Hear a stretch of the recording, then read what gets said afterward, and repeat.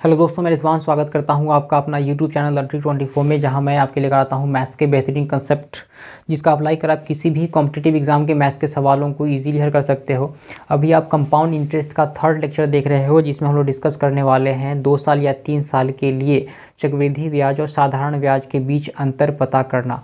यदि आप किसी भी कॉम्पिटिटिव एग्जाम की तैयारी करते हो, चाहे वो एसएससी हो या फिर रेलवे हो या बैंकिंग्स हो, हर एग्ज़ाम में ऐसे सवाल देखने को मिल जाते हैं। कभी आपसे प्रिंसिपल पूछ लेता है, तो कभी आपसे सीआईएसआई के बीच डिफरेंस पूछ लिया जाता है, वहीं कहीं आपसे रेट ऑफ इंटरेस्ट भी पूछ लिया जाता है। तो आज इस पूरे वीडियो को देखने के बाद आपका कोई डाउट नहीं बचने वाला है। ऐसे सवालों को मात्र 5 से 10 सेकेंड में हल कर सकते हो। तो चलिए शुरू करते हैं।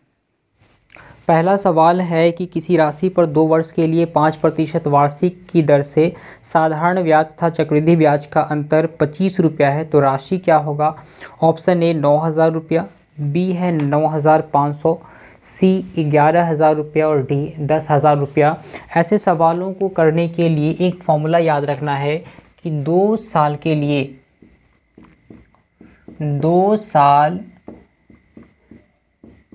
लिए कंपाउंड इंटरेस्ट और सिंपल इंटरेस्ट, चक्रवृद्धि ब्याज और साधारण ब्याज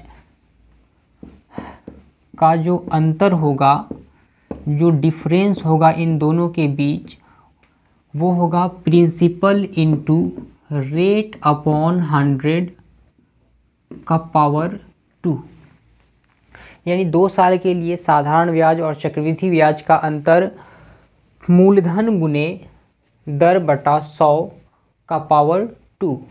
इस सवाल के लिए जो डिफरेंस है वो 25 रुपया का डिफरेंस दिया गया है। 25 रुपया का डिफरेंस है, प्रिंसिपल नहीं पता है, रेट ऑफ इंटरेस्ट 5% है, बटा में 100 और इस पूरे का पावर 2। यानी 25 बराबर प्रिंसिपल इंटू 5 को 5 से तो 25 और 100 का स्क्वायर 100 गुने 100 2 बार लिख दिए, तो 25 से 25 कैंसिल आउट हो गया। यानी principal is equal to 10,000, principal is equal to 10,000 रुपया। इस सवाल का सही जवाब होगा ऑप्शन नंबर डी। यानी इस तरह इस फॉर्मूला का अप्लाई करके आप डिफरेंस पता कर सकते हैं, प्रिंसिपल पता कर सकते हैं और रेट पता कर सकते हैं। ये एक सिंपल सा फॉर्मूला है 2 साल के लिए चक्रवृद्धि ब्याज और साधारण ब्याज के बीच अंतर पता करने का। दूसरा सवाल देखते हैं। दूसरा सवाल है कि किसी निश्चित राशि पर 2 वर्ष में 8% की दर से साधारण ब्याज तथा चक्रवृद्धि ब्याज में अंतर 2.56 रुपया है, तो राशि क्या होगा? सवाल में अंतर दिया है 2.56 बराबर, प्रिंसिपल नहीं पता है, जो पता करना है 8% दर है बटा में 100 और इस पूरे का स्क्वायर। इस तरह से 256 दशमलव हटाएंगे, बटा में 100 लगेगा, प्रिंसिपल इंटू 8%, 8 गुने 8 स्क्वायर करेंगे तो उसी तरह से 100 का स्क्वायर 100 गुने 100।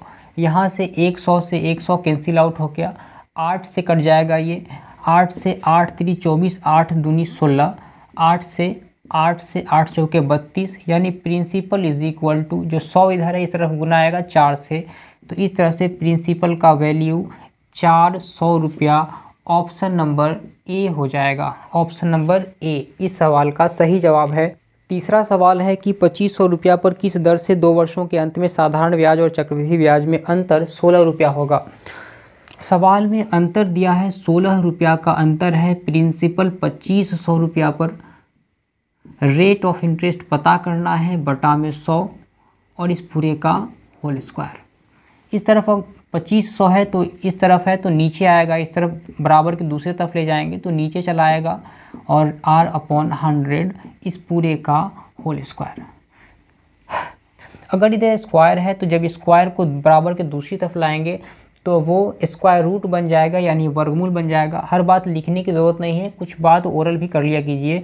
तो 16 का स्क्वायर रूट होता है 4 और 2500 का स्क्वायर रूट हो जाएगा 50। इस तरफ स्क्वायर ख़त्म हो गया है तो r/100, 50 से 100 2 बार में कैंसिल आउट हो गया, यानी r का जो वैल्यू है 4 दूनी 8। यानी कि 8% इस सवाल का सही जवाब होगा option number B, option number B. चौथा सवाल है कि यदि किसी धनराशि पर 5% वार्षिक दर से 3 वर्षों के साधारण और चक्रवृद्धि ब्याजों का अंतर 36.6 रुपया है तो वह राशि क्या है। अब की बार 3 वर्षों की बात है तो 3 वर्षों के लिए फॉर्मूला याद रखना है। 3 साल के लिए compound interest minus simple interest, यानी कि चक्रवृद्धि ब्याज और साधारण ब्याज का अंतर यानी डिफरेंस जो होगा वो प्रिंसिपल इंटू आर अपॉन 100 का whole square into 300 plus r upon 100। यानी इस फॉर्मूला में कुछ है नहीं। जो 2 साल वाला फॉर्मूला है उसमें बस 300 प्लस आर बटा में 100 जोड़ देना है। जो 2 साल के लिए अंतर का फॉर्मूला है उसी फॉर्मूला में 300 प्लस आर बटा में 100 जोड़ देना है। तो इस सवाल के लिए जो डिफरेंस दिया है 36.60 बराबर प्रिंसिपल नहीं पता है, रेट है 5%, रेट 5%, तो 5 का स्क्वायर करेंगे तो 25, उसी तरह 100 का स्क्वायर करेंगे तो 100 गुने 100। 300 प्लस आर करना है यानी कि 300 में 5 जोड़ देंगे 305 बटा में 100 बटा में 100। अब जो चीज़ कटने वाला है उसको काट देते हैं। डेसिमल हटेगा तो बटा में 100 लगेगा, दशमलव के बाद 2 अंक दिया है तो 100 लगेगा, यानी 100 से 100 कट गया। 25 से काटिए 100 को 4 बार में 20, 5 से इसको काटेंगे 20 बार में, 5 से काटेंगे तो 61 बार में, 61 से ये कट जाना है 6 बार में, 6 0 60। अब कोई और कटने वाला है क्या? नहीं है, यानी प्रिंसिपल इज इक्वल टू 4 दूनी 8 छक 48 पर 2 0, यानी 4800 इस सवाल का सही जवाब होगा ऑप्शन नंबर। आज का 5वां और अंतिम सवाल देखते हैं कि 4000 रुपया का 3 साल के लिए 5% वार्षिक दर से कंपाउंड इंटरेस्ट और सिंपल इंटरेस्ट का अंतर क्या होगा।